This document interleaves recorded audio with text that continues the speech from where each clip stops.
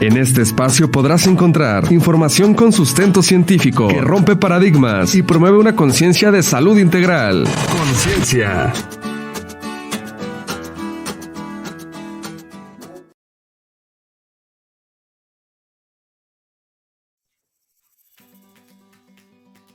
Hola, ¿qué tal? Bienvenidos a este estreno del espacio Conciencia.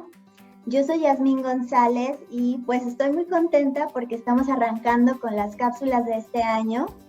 Y pues para arrancar tenemos en este espacio a la doctora en ciencias, Andrea Díaz Villaseñor. Bienvenida, doctora. Hola, Yasmín, muchas gracias por la invitación. Feliz de estar aquí con ustedes. Muchas gracias, doctora, por aceptar la invitación. La verdad es que déjenme les cuento que el contacto fue desde el año pasado y pues por nuestras diferentes ocupaciones estamos coincidiendo hasta este momento. Pero la verdad es que es un tema que no quería dejar de compartir en este espacio. Le voy a pedir, antes de empezar con el tema, que nos cuente a la doctora Andrea a qué se dedica. Y bueno, ahorita nos va a decir en qué área está, pues para poder compartir de este tema que tenemos preparado para hoy. Adelante, doctora. Gracias. Bueno, pues yo soy investigadora, trabajo en el Instituto de Investigaciones Biomédicas de la UNAM, en el Departamento de Medicina Genómica y Toxicología Ambiental, y por muchos años me he dedicado a estudiar el efecto de diversos contaminantes ambientales sobre enfermedades metabólicas, como por ejemplo diabetes tipo 2, y también me he dedicado a estudiar el metabolismo del tejido adiposo, cómo cambia este metabolismo de este órgano en padecimientos como la resistencia a la insulina, la obesidad, la propia diabetes tipo 2. Entonces, pues ahora mis líneas de investigación actuales se enfocan en encontrar la relación que existe cuando hay cuando convergen la exposición a ciertos contaminantes ambientales con la mala alimentación. Wow, doctora, qué tema tan más interesante. De hecho, yo estaba así y yo creo que los que nos están viendo, nos están escuchando, o ambas, dependiendo de la plataforma, están como yo. ¿Quién habría pensado que existe una relación entre los contaminantes y nuestro estado nutricional o el efecto con estas enfermedades metabólicas? Entonces, justamente de eso, así para que sigan más impactados los que nos están sintonizando en esta cápsula, me gustaría, doctora, que nos cuente como de estos temas que enmarcan pues justo este tema de especialidad, cómo los contaminantes tienen un efecto en la modulación, ¿no?, en nuestro estado nutricional, y pues que empezáramos con unas preguntas difíciles. De todos modos, yo sé que la doctora nos lo va a aclarar todo, y quisiera empezar preguntándole, existen algo que se llama disruptores endocrinos, ¿verdad? Y se oye como muy técnico, pero los voy a dejar con la doctora para que ella nos empiece a contar como por dónde va este tema, doctora. Sí, y mira, antes de contestar a esta pregunta en específico, me gustaría platicarles que, como para darles un contexto de esto, durante muchos años los dos factores de riesgo que más se han estudiado, pues para la obesidad, son la mala alimentación, el exceso de consumo de calorías, específicamente de grasas y de hidratos de carbono, y la baja actividad física. Y entonces, con esos dos factores de riesgo, pues llevamos muchos años tratando de explicar la epidemia de obesidad que tenemos a nivel mundial actualmente. Sin embargo, no ha sido suficiente. Entonces, por eso empezó la exploración de buscar otros factores de riesgo que pudieran también explicar por qué de repente hubo un cambio tan radical en tan poco tiempo en la prevalencia de estas enfermedades, obesidad, sobrepeso, diabetes a nivel mundial. Y entonces es cuando, a raíz de ciertas observaciones, surge la idea que hay muchos contaminantes ambientales que han ido también incrementando y que correlacionan muy bien Hay otros factores de riesgo, por mencionar algunos, la falta de sueño, el tipo de parto, en fin, o sea, la idea ha sido ampliar y encontrar la mayor cantidad de factores de riesgo que están contribuyendo a esta pandemia. Entonces, una de esas líneas es esta idea de los contaminantes ambientales. Entonces, evidentemente, la dieta sigue jugando el papel principal, pero todos estos otros factores pues están sobreestimulando este efecto negativo que tiene la mala alimentación. Entonces, en efecto, existen sustancias químicas que se llaman disruptores endocrinos. Preparé unas pequeñas diapositivas para que quede más completa, ¿cómo se llama? La idea. Entonces, los disruptores endocrinos químicos, que también se conocen como EDCs por sus siglas en inglés, son sustancias, una mezcla de sustancias exógenas, es decir, que no pertenecen a nuestro organismo, a las que estamos expuestas, la mayoría de las veces de forma involuntaria, de forma inconsciente, y entonces son sustancias que van a interferir con cualquier aspecto hormonal. Tenemos varios ejes hormonales. Uno de ellos es el que está relacionado con el metabolismo energético y es el que tiene que ver justamente con la regulación del peso, con la regulación del apetito, del gasto de energía. Y entonces, cuando una sustancia, un químico, interfiere con la acción hormonal, altera las funciones de los sistemas endocrinos, o bien, por ejemplo, interfiere con la producción, liberación, transporte, metabolismo, acción, unión, eliminación de cualquier hormona, y que eso genera un desbalance, a estas sustancias se les reconoce como disruptores endocrinos. Entonces, esta imagen me gusta mucho porque de manera muy simple representa a los disruptores endocrinos, que son estos como ladroncillos que traen el antifaz en azul. Entonces, estas sustancias tienen la capacidad de mimetizar a las hormonas y entonces unirse a los receptores correspondientes, desplazando a las hormonas, ¿no? Entonces, en este caso, las hormonas naturales no se pueden unir a su receptor y ejercer su efecto natural, sino que quedan desplazados por estos disruptores endocrinos que se pueden parecer, por ejemplo, en estructura, y eso les permite unirse a sus receptores y generar el efecto. Ahora, también me preguntabas, ¿de dónde provienen, ¿no? Las fuentes son muy grandes.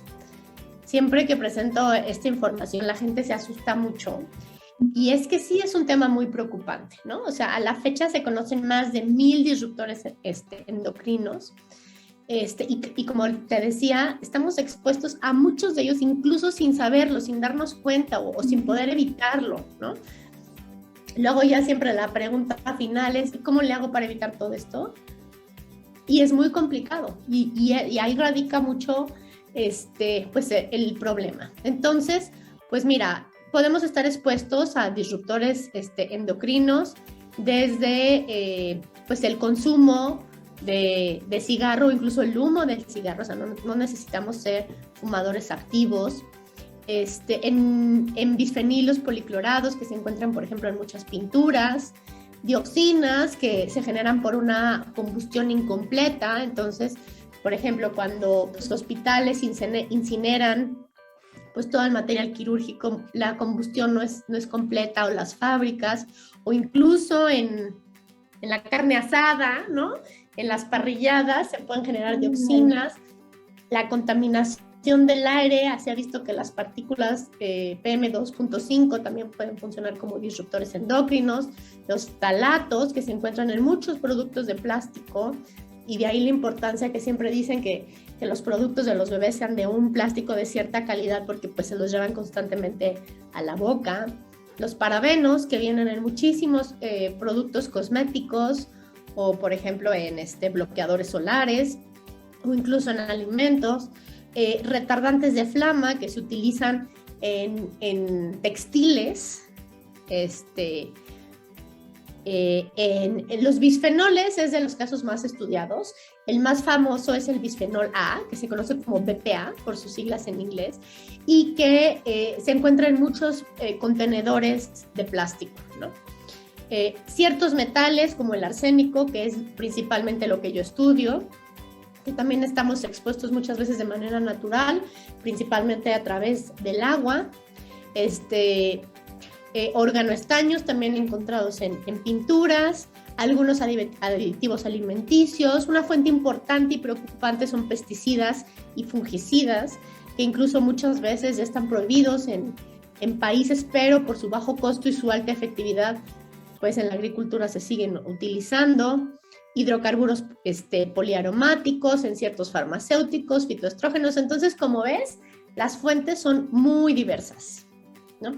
En particular del arsénico, que es lo que te digo que yo he estudiado. Bueno, si quieres esa te la comento más adelante. Así es. Y yo sigo, pero bien sorprendida, como comentas, doctora Andrea, pues ya de por sí este tema es pues algo nuevo. Le iba a comentar a lo mejor, y terminando esto, ya las personas que nos están escuchando tienen una tercera razón más para decir es que no me funciona algo, ¿no? De la dieta, o por eso problemas claro. metabólicos. Y qué importante conocer esta parte también de las fuentes. Como comentabas, es sorprendente que decimos, híjole, y sobre todo, por ejemplo, las mujeres, ¿no? Que somos un poquito más, como decimos, de la vanidad. ¿Cuántos productos que contienen, por ejemplo, estos parabenos no usamos al día? Entre la crema, el shampoo, el maquillaje, sí, etcétera, etcétera. Y luego también a lo mejor si llevamos nuestra botellita al trabajo de algún plástico que pueda tener esto. Las botellas de agua, ¿no? Como las botellas de agua, pues, son una fuente importante de BPA. Así es. Entonces, bueno, total que creo que no creo que haya una persona que pueda estar exenta a alguno de estos contaminantes. Muy complicado. Sí, y ahora que nos comenta esto, doctora, ¿qué relación entonces tienen todos estos disruptores que ya estamos viendo qué son, que como decía son muy buenos imitando a las hormonas, ¿verdad? Y ahí cambiando el papel y pues pero ¿qué es lo que pasa? ¿Cómo se relaciona esto con los problemas del metabolismo energético, que es pues parte de lo que usted nos comentaba, que es su especialidad? Sí, mira, no todos estos disruptores endocrinos tienen un efecto sobre cuestiones de metabolismo energético, o por lo menos no de todos se conoce, ¿no? Entonces, dentro de estos disruptores endocrinos hay una subclasificación de sustancias que ya se les conoce como disruptores químicos del metabolismo, o MDCs, por sus siglas en inglés.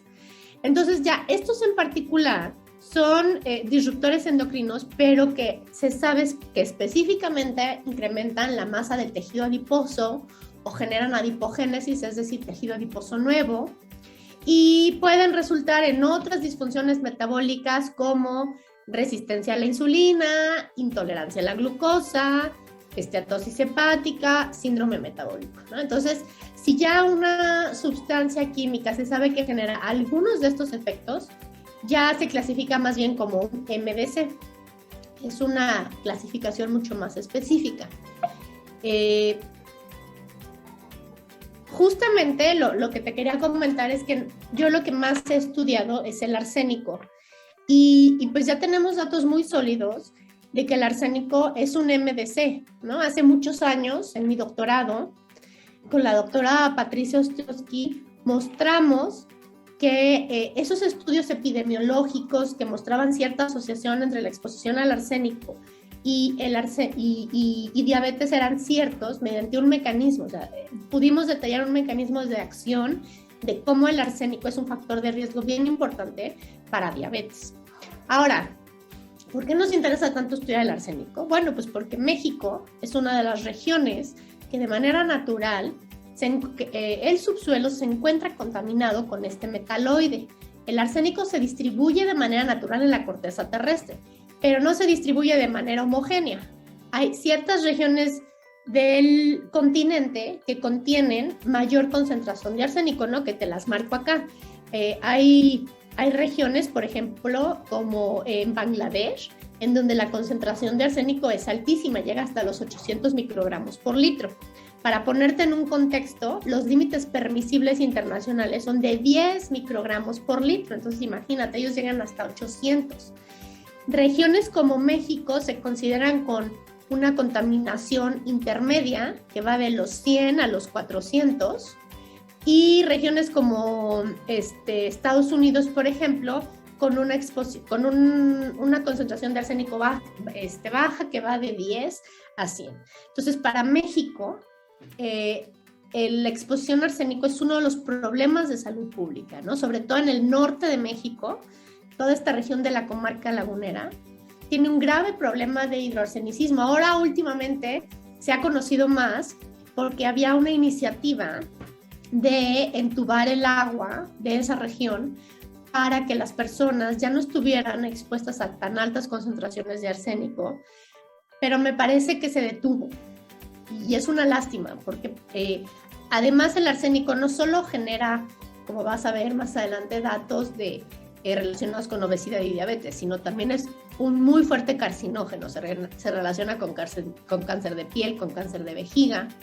Entonces, pues para nosotros resulta muy importante estudiar esta sustancia que además es considerada la sustancia número 1 en la lista de prioridades de la Agencia de Sustancias Toxicológicas y de Enfermedades. Entonces, el arsénico, te digo, nos podemos encontrar expuestos la gente que no tiene acceso a agua embotellada, que en teoría el agua embotellada pues viene libre de esto, porque pues pasa por un proceso y un proceso de calidad. Entonces, pero la gente que no tiene acceso a esta agua y la toma directamente del subsuelo, pensando todavía de forma errónea que entre más profundo excaven y más profundo tomen el agua, va a ser de mejor calidad. Pero en muchas regiones del país lo único que obtienen es agua con arsénico. Y entonces ese es el agua que utilizan para beber, para cocinar, ¿no? Y además tenemos otras fuentes de exposiciones que están relacionadas con el arsénico. Bueno, si el agua embotellada se toma de una zona de manantiales y no se purifica por ósmosis inversa, va a haber un problema de contaminación con arsénico. Un caso muy sonado fue el caso de Peñafiel hace unos años, que encontraron que estaban por arriba de la norma permisible para México. En el jugo de manzana, en el vino, en la cerveza. ¿Por qué? Porque todas las uvas, las manzanas, la cebada absorben grandes cantidades de agua cuando son cultivadas, y entonces si se genera un riego con agua con arsénico, pues evidentemente tienen esto, ¿no? Lala también, pues hace poco se supo que tenía problemas porque una de las fábricas de Lala se encuentra justo en la región de la comarca lagunera. Entonces el agua que utilizan para todo lo que tenga que ver con su fábrica, pues es agua de la región. Y con esa misma agua es con la que hacen el pastoreo de las vacas, con la que riegan el pasto. Entonces, pues es un grave problema, ¿no? Incluso, bueno, en el arroz, también el arroz cuando se cultiva, absorbe muchísimas cantidades de agua. Entonces, si el riego se lleva a cabo con agua con arsénico, pues también. Incluso se ha encontrado arsénico en alimentos para bebés principalmente, que son elaborados a partir de manzana y de arroz. Entonces, el problema es muy grave, ¿no? La exposición que tenemos a arsénico es bastante elevada. Y aquí nada más te presento, esta es la última publicación de mi laboratorio, en donde demostramos que si tratamos a las células del tejido adiposo, que se conocen como adipocitos, con arsénico y con ácido palmítico. ¿Por qué ácido palmítico? Esto fue como para simular una dieta alta en grasa. Las dietas altas en grasa tienen un gran contenido de ácido palmítico, y las personas cuando suben de peso, en su circulación el ácido palmítico también aumenta mucho de nivel. Entonces, al simular esto in vitro, pusimos a estas células de tejido adiposo y les pusimos arsénico y les pusimos palmítico, ya sea el arsénico solito o en combinación con el ácido palmítico, altera la secreción de hormonas del tejido adiposo. El tejido adiposo es uno de los órganos endocrinos más importantes por dos razones. Uno, porque secreta muchas hormonas. A diferencia de otros órganos que secretan 1, 2, 3 hormonas, el tejido adiposo secreta muchas. Y además, la cantidad de tejido adiposo que tenemos en nuestro cuerpo es mucho mayor a comparación, por ejemplo, de la glándula pituitaria, ¿no? de la hipófisis, que son muy chiquitas. Entonces, y justamente estas hormonas que secreta el tejido adiposo sirven para regular nuestro apetito, nuestra saciedad, la sensibilidad a la insulina. Entonces, ¿qué pasa si se altera la manera y la cantidad en la que el tejido adiposo secreta estas hormonas? Evidentemente van a generar un problema metabólico. Híjole, doctora, pues nos está dando muchos temas y muchos puntos para pensar, para meditar en todo esto.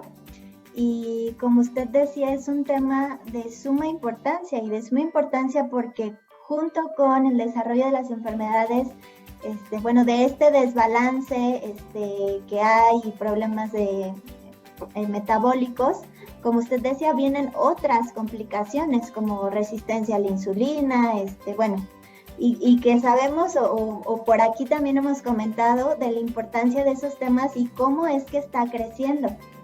Entonces, con todo este contexto que ya nos ha dado y ya detalles más específicos de cómo estos contaminantes, en específico el arsénico, está relacionado a manera, como decía usted en un principio, ahí como modulando esta secreción de hormonas importantes para la saciedad, para el apetito, o sea... Contaminantes, mira, por ejemplo, estos son 6 de los MDCs más estudiados, en donde no está incluido el arsénico porque se lo puse por separado, pero entonces están estrógenos no, de tipo no esteroideo, los parabenos, que ya hablábamos, los talatos, el bisfenol A, organotinas, específicamente el TBT, que se utiliza muchísimo, por ejemplo, en las pinturas de los barcos, porque son pinturas anticorrosivas, o los bifeniles policlorados.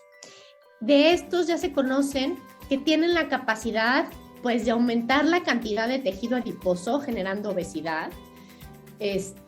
También incluso aumentan el peso al nacer. Hay datos, que son tremendos, porque resulta que esto puede ocurrir de forma multigeneracional. Es decir, que si la madre se expone a estos disruptores endocrinos, el efecto va a tener consecuencias en el hijo, pero en su vida adulta. O sea, nace normal, todo perfecto, pero en la vida adulta tiene un riesgo mucho más elevado de padecer todas estas enfermedades metabólicas. Entonces, incluso se puede afectar el peso al nacer. Hay aumento de lípidos, específicamente de triglicéridos, que se sabe que están asociadas a todos estos problemas metabólicos que llevan a problemas cardiovasculares, y también con la generación de estos nuevos adipocitos, ¿no? Les comentaba que este es un proceso que se llama adipogénesis, que es generar tejido adiposo nuevo. Y entonces todos estos 6 MDCs se sabe, ya se ha demostrado que tienen la capacidad de generar nuevo tejido adiposo, y pues por ende van a generar obesidad, ¿no? Y pues de manera más general, no solo estos MDCs van a tener un efecto sobre el tejido adiposo, ¿no? El metabolismo energético es una red de diferentes órganos que se comunican entre sí, básicamente a través de hormonas y otro tipo de señales. Y entonces está desde el cerebro, el sistema nervioso central, incluso está el intestino. O sea, el intestino juega un papel bien importante. ¿Por qué? Pues porque es el primer contacto, ¿no? Y ahora sabemos todo el efecto y la relación que tiene la microbiota intestinal con estos diferentes órganos y con el control metabólico.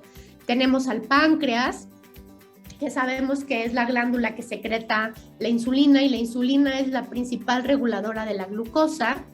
Tenemos al músculo esquelético. El músculo esquelético es bien importante porque es el que responde a esa insulina que secreta el páncreas para poder capturar la glucosa y que estas concentraciones de glucosa en sangre no estén súper elevadas, que sería lo que correspondería a una diabetes. Tenemos también el hígado, obviamente el tejido adiposo, que ya hablábamos, la tiroides. Entonces, si tú te fijas, los MDCs que están marcados con estos circulitos actúan a nivel de los diferentes órganos, ¿no? Pueden actuar a nivel de intestino, de páncreas, de músculo, tejido adiposo, de hígado, de cerebro, de tiroides, y entonces alteran todas estas comunicaciones que existen entre los órganos, que si no se llevan de manera adecuada y de manera regulada, dan lugar a estas patologías. Wow, pues todavía más completo y sobre todo un punto para hacernos reflexionar y sobre este punto yo quisiera que usted nos comentara, doctora, o sea, después de toda esta información tan valiosa que nos ha dado y cómo es que está afectando, pues como aquí lo vemos, ¿no? A nivel hormonal, y de órganos, o sea, cómo sobre cada órgano tiene una incidencia muy específica. Y me gustaría que nos comentara, doctora, ¿de qué manera podemos o qué acciones podemos tomar pues para a lo mejor, no sé, reducir este impacto, pues tomar acción? Que como usted decía, híjoles, vemos que estamos súper expuestos, pero ¿qué podemos hacer? Pues mira, esto es una pregunta, como te decía, es de las más cotizadas. Y entonces lo que yo pues les recomiendo, o sea, uno es estar conscientes que está muy complicado evadir todo esto, ¿no? Y luego la gente entra en pánico y dice, ay, no, entonces, ¿qué voy a hacer? O sea, tampoco se trata de eso, ¿no? Pero sí hay maneras de, como dices, reducir esta exposición. Entonces, la base es tener una buena alimentación, ¿no? Porque ya vimos que sí hay una relación. Muchas veces lo que están haciendo estos disruptores endocrinos o MDCs, pues, específicamente, es potenciar el efecto negativo de la mala alimentación. Entonces, si tú de base tienes una buena alimentación, ahí vas a poder contrarrestar muchos de estos efectos negativos. Entonces, buena alimentación básicamente es que exista una buena variedad, siguiendo el plato del buen comer, y una cantidad adecuada, ¿no? Aquí en esta imagen el puño es un muy buen referente de las porciones, ¿no? Hemos cambiado mucho las porciones, lo que consideramos adecuado en las porciones. Entonces, eso es una base primordial. Y cosas que puedes ir añadiendo para reducir la exposición a todos estos MDCs es, por ejemplo, reducir el consumo de alimentos enlatados y empaquetados en plástico. ¿Por qué? Porque tanto el plástico, bueno, cierto tipo de plásticos, como vamos a ver, y el recubrimiento que traen las latas por adentro pueden traer varios de estos MDCs, específicamente BPA. Después, evitar calentar la comida en recipientes de plástico en microondas. Hay luego gente que sataniza el microondas. Yo lo que creo que el problema no es el microondas, sino el contenedor que usas para calentar. Básicamente esto está enfocado al BPA. Muchos de los contenedores que usamos en la cocina no son libres de BPA, ¿no? Muchas veces lo marcan, pero muchas veces no, y muchas veces no lo son. Y el BPA, en presencia de calor, o sea, en plásticos que contienen BPA, en presencia de calor, liberan mucho más este BPA. Y esto no nada más tiene que ver con el microondas. Si tú agarras una botella de plástico, se te olvida en el coche, se calienta, agarra muy buena temperatura, en ese momento todo el BPA que estaba contenido en la botella de plástico se va a empezar a liberar. Luego ya dejas que se enfríe el agua y te la tomas, pues ya te tomaste el BPA. O sea, sí hay estudios que han medido las concentraciones de BPA en la sangre de individuos y sí son elevadas, ¿no? También evitar cocinar en sartenes o ollas con teflón. El teflón tiene ¿cómo se llama? Un compuesto que se llama ácido perfluorohectanoico, que se sabe que también es un disruptor endocrino y que con el calor se libera más, ¿no? Entonces dicen, bueno, según esto cocinas con teflón para no ponerle tanta grasa, pero resulta que el teflón es malo, entonces ¿qué hago? No, ahí pues hay otras opciones como sartenes de cerámica, por ejemplo, ¿no? Un buen consumo de antioxidantes ayuda a disminuir mucho estos efectos negativos de los MDCs aunados a la mala alimentación. Cuidar el origen del agua de bebida, o sea, por ejemplo, en México no podemos tomar agua de la llave porque seguramente en casi todo el país viene contaminada con arsénico. Usar termos de vidrio, de aluminio o de acero en lugar de botellas o termos de plástico es otra buena opción. Consumir productos en botellas libres de BPA. Muchas veces viene así tal cual que te ponen libre de BPA. Pero si no lo dijera, los plásticos, ya ves que según el reciclaje que tienen una numeración. Los plásticos 3, 6 y 7 son los que tienen mayor contenido de BPA y en teoría los 1, 2, 4 y 5 son los que casi o no tienen BPA. Entonces, en muchos toppers, por ejemplo, donde en la sección de bebés, pues es donde más cuidado se pone, ¿no? Que venga libre de BPA, pero pues nosotros como adultos también estamos expuestos, o sea, compras un alimento que viene enlatado en un plástico, pues, y que ese plástico no va a ser libre de BPA porque es costoso, ¿no? Entonces, bueno, poner más atención a los productos que consumimos. El otro es consumir productos libres de parabenos. O sea, aquí la recomendación es, tenemos que aprender a leer las etiquetas, ¿no? Aprender las etiquetas de información nutrimental y leer todo lo demás que traigan, ¿no? Revisen en productos cosméticos y van a ver que en muchos ahí vienen en los ingredientes, o sea, ni siquiera nos los están ocultando, que traen parabenos. Entonces, bueno, algunos productos ya dice libre de parabenos. Otro es cambiar con frecuencia los filtros de la aspiradora, los filtros EPA, porque ahí se van acumulando muchas o algunas de esas sustancias que también andan en el aire y que se aspiran. Entonces, pues utilizar un filtro sin cambiar, pues ya no estamos retirando todas estas partículas, o evitar productos en aerosol. Doctora, qué buen cierre de este tema. La verdad es que estas aplicaciones están súper prácticas para que pues todos podamos ir reduciendo pues esta exposición a estos agentes que, como ya nos explicó la doctora, pues a lo mejor en algunas ocasiones no notamos su efecto, pero los estudios científicos muestran que tienen un efecto. Y como ella comentaba, la doctora, no solamente es en nosotros, o sea, que tremendo está el alcance de que si la mamá estuvo expuesta a alguno de estos disruptores, a estos MSD, sí, ¿verdad? Así era la abreviación. Uh-huh.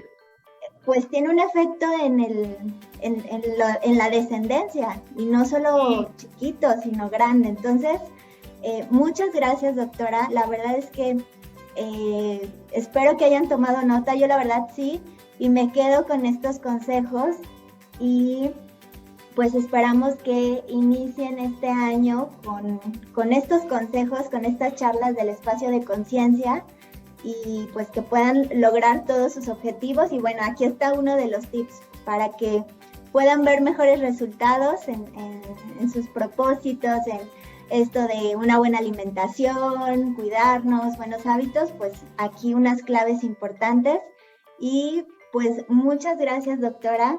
La verdad, muchas gracias por su tiempo, por esta excelente explicación. No, gracias a ti, Yasmin. Y recalcar sobre todo que los efectos de estos MSD son a muy largo plazo. O sea, estamos expuestos durante años a esto, y el efecto no es que sea tóxico, no es que nos vayamos a intoxicar y que en un mes, en un año vamos a ver los efectos. No, los efectos son después de muchos años. Así es, doctora. Y bueno, ya por ahí quité la presentación, pero me gustaría preguntarle si tiene alguna forma de que las personas que nos están escuchando la puedan contactar. Pues, sí, la forma más fácil de contactarme es a través de mi correo institucional. En la página de Biomédicas, del Instituto de Investigaciones Biomédicas, viene un apartado de los diferentes grupos de investigación. Ahí me pueden encontrar, ahí viene mucha información de las líneas de investigación que desarrollamos en el laboratorio, las publicaciones, viene mi correo, donde me pueden localizar, ¿no? Es importante tomar conciencia que en la investigación los estudiantes juegan un papel principal, estudiantes de pregrado y sobre todo de posgrado, de maestría y de doctorado, porque son ellos finalmente los que llevan a cabo de manera práctica todas estas investigaciones.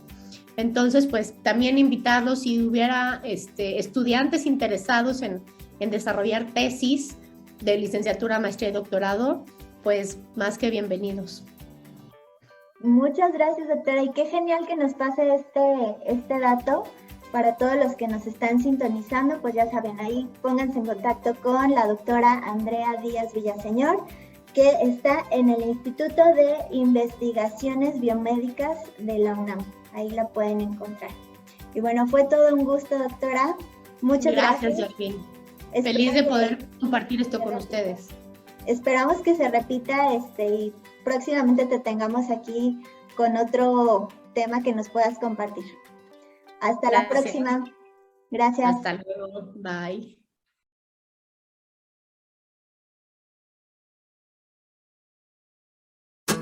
Llevando la ciencia a tu vida diaria y promoviendo una conciencia integral de la salud. Escuchaste Conciencia.